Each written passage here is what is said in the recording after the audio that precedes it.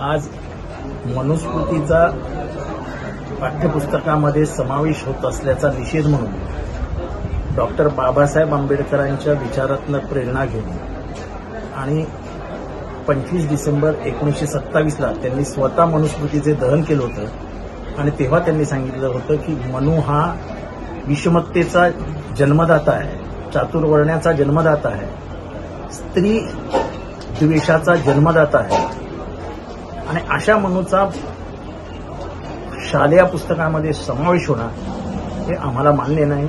मान्य नसेल आम्ही त्याच्याविरुद्ध आंदोलन करायचं ठरवलं आणि केलं.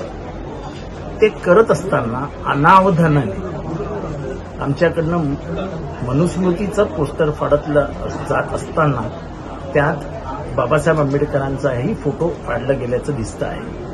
ही आमची अक्षम्य चुकी आहे. त्यामुळे मी ह्या झालेल्या घटनेबद्दल कार्यकर्त्यांकडनं झालेल्या यांच्याबद्दल महाराष्ट्रातील तमाम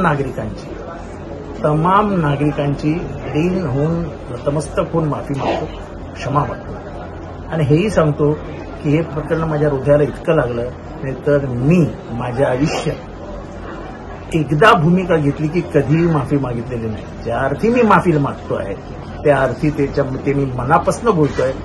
कृपया महाराष्ट्रातल्या जनतेने मला माफ करा.